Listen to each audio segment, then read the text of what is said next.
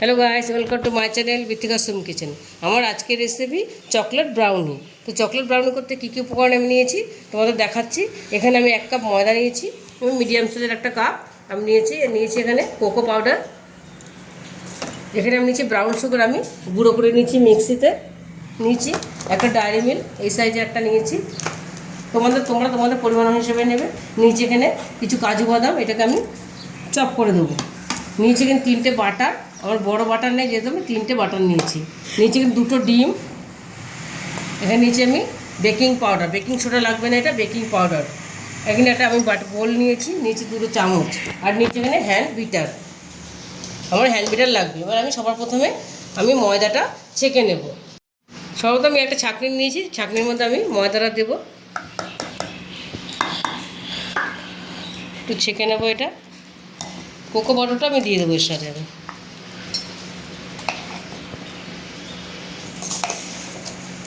এই 2 চামচের মতো কোকো পাউডার দিলাম। দিয়ে দেবো আমি বেকিং পাউডারটা। এটা একদম কেকের মতো সফট হবে না, এটা হালকা একটুখানি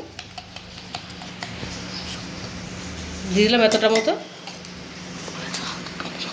এটা হালকা হালকা হালকা হালকা একটু শক্ত টাইপের এটা হবে কেকটা। কেকটা একদম সফট, আমাদের কেকের মতো সফট হবে না, এই জন্য শুধু বেকিং পাউডার দিলাম আমি এখানে। এটাকে আমি ছেঁকে নেব। এর মধ্যে আমি দিয়ে দেবো এবার এই ব্রাউন সুগারটা। 1 বাটি একটু কম নিয়েছি। এবার আমি দিয়ে দেবো বাটারগুলো। বাটারটা নর্মাল করে নিয়েছি, 3টে বাটারই আমি দিয়ে দেবো।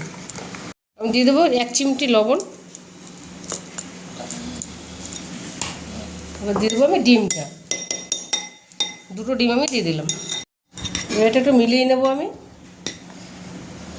তো তখন বাটারটা গলে যাবে।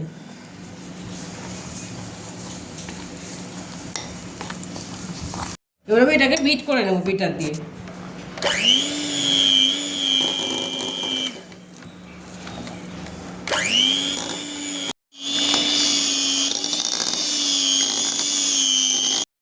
আমি এখানে গুঁড়ো দুধটা তোমাদের দেখাতে ভুলে গেছি, আমি এখানে দিয়ে দেবো গুঁড়ো দুধ। আমি যে 4 চামচের মতো নিয়েছি। এটা দিলে টেস্টটা বাড়বে। এটা আমি মিলিয়ে নেব।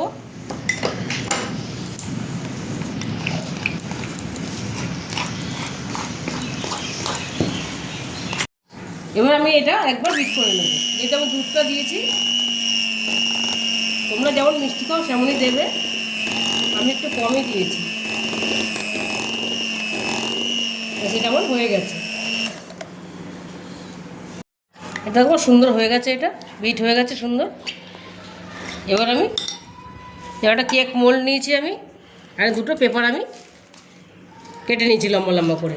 আর আমি রিফাইন তেল নিয়েছি একটুখানি রিফাইন তেল দিয়ে একটু বাটিটাকে আমি একটুখানি তেলটা আমি ব্রাশ করে নেব। এবার আমি কাটবো হচ্ছে কাজু বাদামটা। এবারটা চপার নিয়ে নিয়েছি,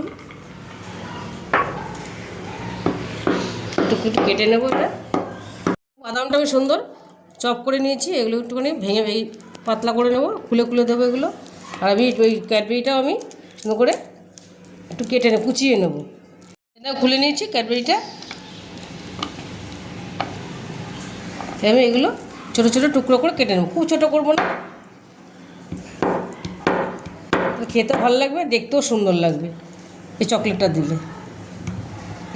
তো ক্যাডবেরিটা আমি সুন্দর চপ করে নিয়েছি ছোটো ছোটো, খুব বেশি গুঁড়ো করবো না, তার ভালো লাগবে না। এবার আমি এর মধ্যে একটু তেল ব্রাশ করে নেব বাটিটার মধ্যে।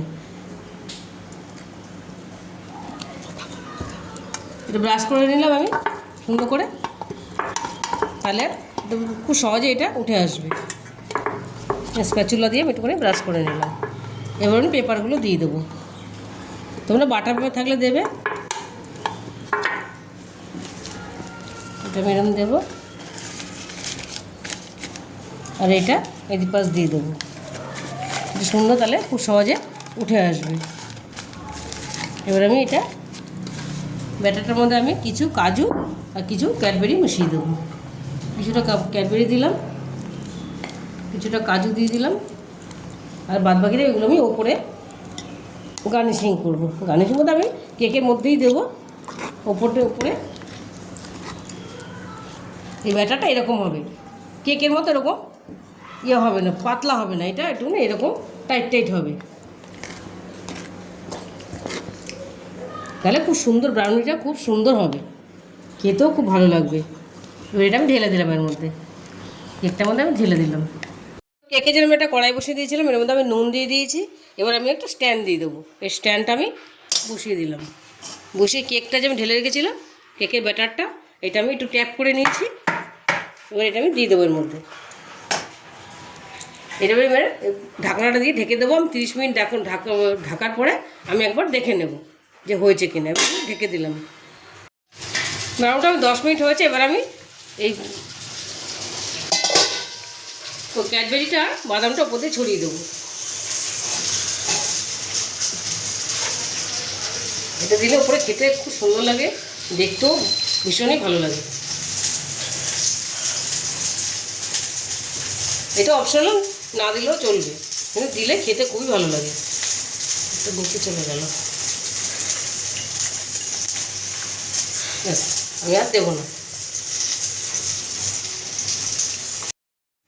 দেখো ব্রাউনিটা আমার 45 মিনিট হয়ে গেছে। 45 মিনিট রেখেছিলাম, কেকের মধ্যে আমার টাইম লেগেছে। এবার আমি এটা টুথপিক দিয়ে দেখবো।